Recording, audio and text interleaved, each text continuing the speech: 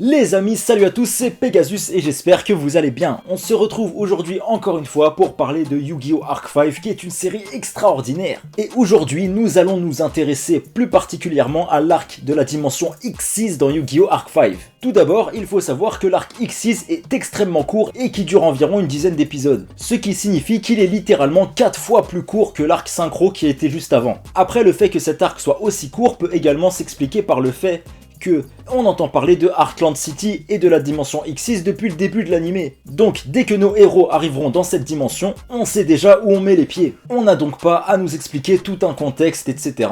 Et puis bien sûr, c'est la qualité qui compte et non pas la quantité. Et oui, et pour être honnête, cet arc, je l'ai grave kiffé. Oui. La dimension X6 est donc l'une des 4 dimensions présentes dans Yu-Gi-Oh! Arc 5, où tous les duellistes utilisent des monstres X6. Mais non, je m'y attendais trop pas, je te jure mec. La ville de Heartland City, qui est une ville où il règne la paix et la joie de vivre, a été sauvagement attaquée et détruite par une armée de duellistes de Academia de la dimension Fusion, eux qui sont sous les ordres de Leo Akaba, qui souhaitent conquérir toutes les dimensions afin d'accomplir un sombre projet, que je vous dévoilerai dans la vidéo sur la dimension Fusion. L'attaque de Academia sur Heartland City a entraîné la transformation d'un grand nombre d'habitants en cartes. Une partie des survivants se sont organisés en résistance et vont se battre en utilisant la même méthode que Academia. La résistance est principalement composée de Yuto, Shun Kurosaki, Saya Allen Kozuki et surtout le fameux Kaito. Vous l'aurez donc compris, la dimension X6 est totalement saccagée. Il ne reste que des ruines. Et Yuya justement sera là pour apporter un petit peu de lumière et du bonheur dans ce décor triste et sans âme. D'ailleurs, l'opening de cet arc est juste incroyable. Et cet opening nous montre justement toute la symbolique de cet arc, mais également toute la symbolique de Yu-Gi-Oh! Arc 5 en général. Déjà, le son est juste fou. Et puis le premier mot de la musique, en vrai, c'est Zetsubo. Zetsubo qui en japonais signifie en gros désespoir, etc. Durant toute la première partie du générique, on nous présente Heartland sous les bombes, des larmes, de la tristesse, le son est assez sombre, etc. Et arrive ensuite Yuya, qui va débarquer en même temps que le refrain. Et d'un coup, le générique sera plein de couleurs, d'optimisme et de joie de vivre. Et ce générique, pour moi, c'est un des meilleurs, voire même le meilleur. Bref, à Heartland City, la résistance s'est donc formée après que la ville ait été envahie et saccagée par Academia. Pendant cette invasion, Ruri, la sœur de Kurosaki, a été capturée et aucun des membres de la résistance ne savait où elle se trouvait. Mais après avoir découvert que Leo Akaba avait un fils, Yuto et Shun ont conclu que s'ils capturent ce fils, ils pourraient faire un échange d'otages et récupérer Ruri.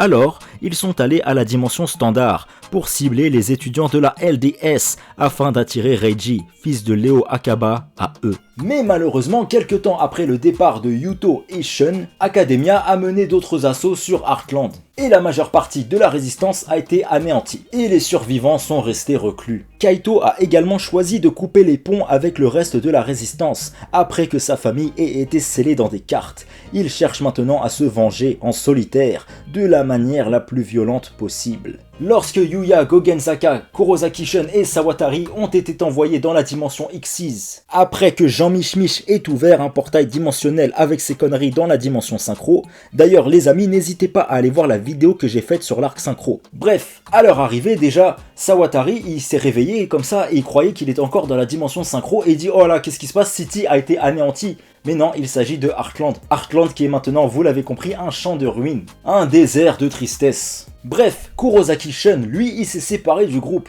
pour aller vérifier à la base de la résistance si ses amis vont bien. Yuya, Gogenzaka et Sawatari ont donc erré dans les ruines de Heartland et seront choqués et tristes face à un tel décor. Ce décor morbide nous montre donc à quel point Academia peut être cruel et dangereux. Et naturellement, Yuto, qui vit à l'intérieur de Yuya, deviendra fou de rage en voyant tout ça. Et vous voulez savoir pourquoi je le kiffe de ouf, Yuto ? C'est parce qu'il a la même conviction que Yuya sur le fait que le duel doit être utilisé pour faire sourire les gens, mais il n'est pas naïf à ce sujet et se rend compte que dans certaines situations, se battre est la seule solution. Il dira d'ailleurs, je cite, « Apporter des sourires avec le duel est certainement un idéal, mais nous ne pouvons atteindre cet idéal qu'après la défaite de Academia. » Contrairement à Yuya qui lui pense que même le pire des chiens en face de lui, il peut le ramener du bon côté en lui faisant prendre du plaisir et sourire lors d'un duel.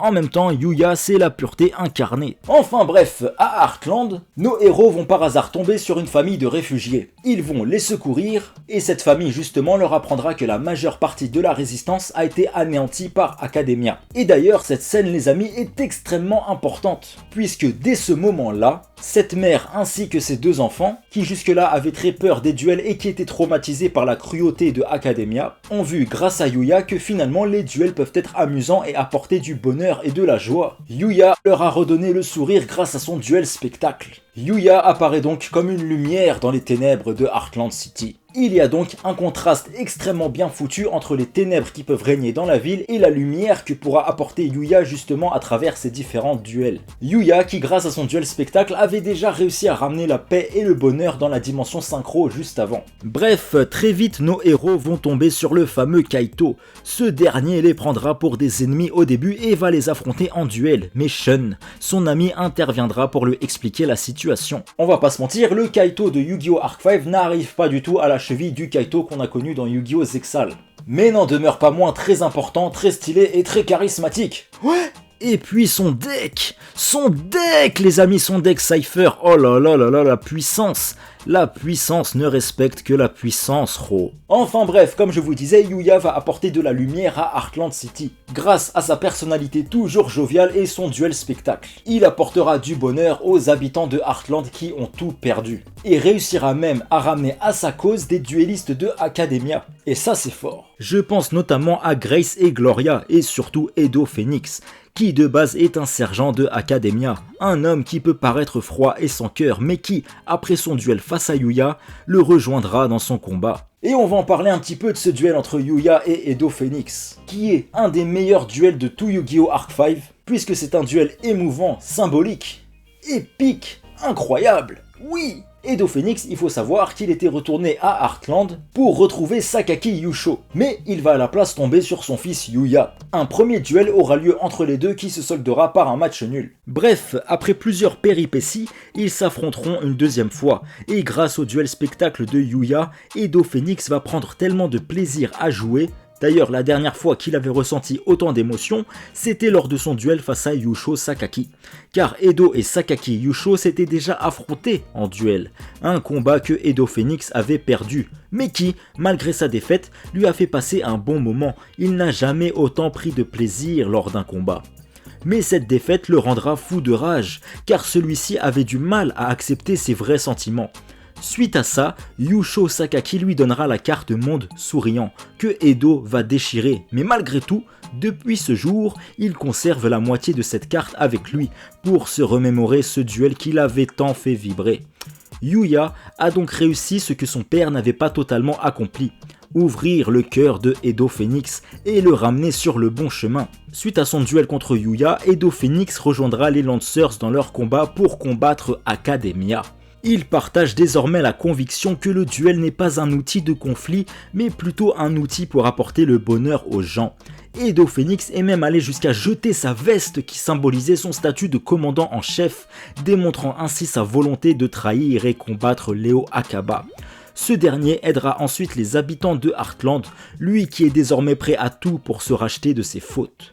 Ah là là, ce duel entre Yuya et Edo Phoenix, les amis, je vous jure, c'est un des meilleurs. Et le Edo Phoenix de Yu-Gi-Oh! Arc 5, pour moi, je vous jure, je l'ai préféré au Edo Phoenix de Yu-Gi-Oh! GX. Il est beaucoup plus charismatique, il est beaucoup plus badass. Oui, bref, Kaito, Shun, Yuya, Sawatari, Gogenzaka et Edo Phoenix sont désormais prêts à se rendre dans la dimension fusion pour aller faire du sale à Academia. Ce sera bientôt l'heure de la bataille finale et l'arc de la dimension fusion est vraiment extraordinaire les amis. Mais concernant la dimension fusion, on en parlera bien évidemment dans une prochaine vidéo qui se consacrera à l'arc de la dimension fusion et j'ai vraiment hâte de la sortir parce que il se passe énormément de choses dans cet arc, c'est un des meilleurs arcs de Arc 5 selon moi, même s'il a reçu beaucoup de critiques, justement pour moi c'est un des meilleurs. Mais je vous expliquerai tout ça dans la vidéo consacrée à l'arc sur la dimension fusion.